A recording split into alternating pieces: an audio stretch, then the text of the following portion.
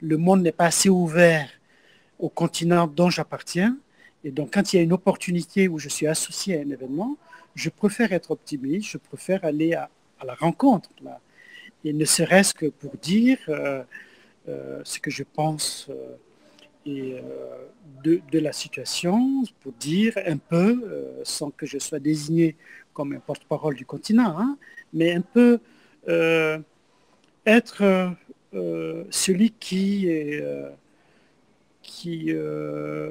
être le messager, voilà, le messager d'une vision du monde, etc. Donc pour moi, c'était important de venir, même si j'avais quelques petites inquiétudes, parce que le monde des économistes, pour moi, ce n'est pas un monde que je connais bien, et que j'avais un petit souci d'être obligé à prouver des choses ou à démontrer des choses. Bon, ça s'est estompé assez vite, et donc j'ai accepté assez facilement. Imposer une solution, ce que fait l'Europe, et en créant des barrières, ce n'est pas aujourd'hui seulement, hein, ces barrières existent, il y a Frontex, il y a énormément de choses comme ça, c'est des barbelés, c'est des murs, après ça va être autre chose. Hein, et que, en fait, c'est que on ne peut pas inculquer la peur à une génération, et c'est ce que l'Europe est en train de faire, c'est d'inculquer la peur aux gens en disant l'immigration va détruire un pays, l'Europe, c'est ça le problème. C'est inculquer la peur. Et la responsabilité d'un homme politique, d'un système politique, c'est quand même d'être capable d'avoir une vision à long terme. Donc, une vision à long terme. Et cette vision à long terme n'existe pas aujourd'hui dans les prises de décision que nous voyons. On voit très bien que très souvent, pour ce qui concerne l'Afrique, ce sont des ministres de l'Intérieur qui se réunissent, assez souvent d'ailleurs, parfois 3 fois par an. Il n'y a jamais des ministres de la Culture qui se réunissent. Donc il y a quand même un problème dans ça. Dans ce rapport qu'on a avec un continent, la peur d'un continent, ce n'est pas normal.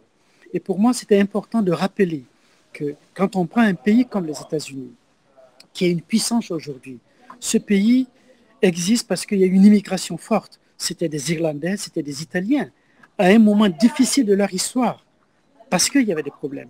Ils sont partis et ils sont devenus américains. Ils sont américains aujourd'hui.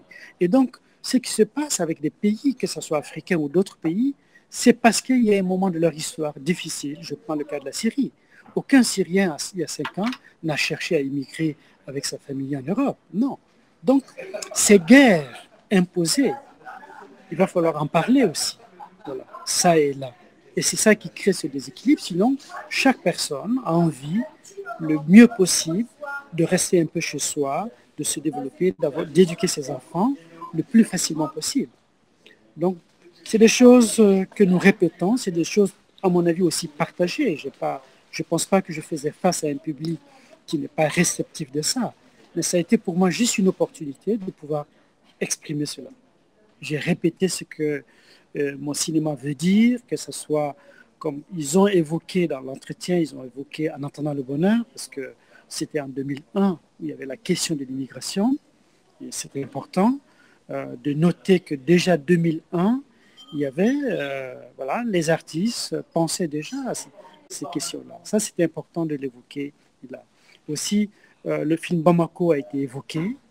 Et pour moi, c'était important de, de dire ce que je considère toujours comme un déséquilibre dans les relations Nord-Sud, parce qu'il y a des grandes institutions qui existent, que ce soit le FMI ou la Banque mondiale, qui prétendent faire le bonheur d'un continent en imposant un système de développement qui échoue depuis une trentaine d'années, mais qu'on continue à imposer.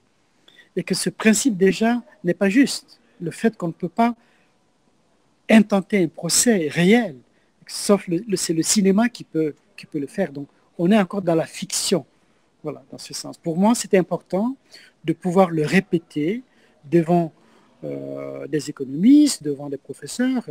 Bon, un économiste, ce n'est pas forcément quelqu'un de méchant, hein, ce n'est pas forcément quelqu'un qui est dans le mauvais côté des choses. C'est plutôt des gens qui analysent le monde et qui proposent des choses. Et ça, je pense que ce discours a été quelque part, peut-être, si ce n'est pas entendu, j'étais écouté au moins. Et ça, c'était important.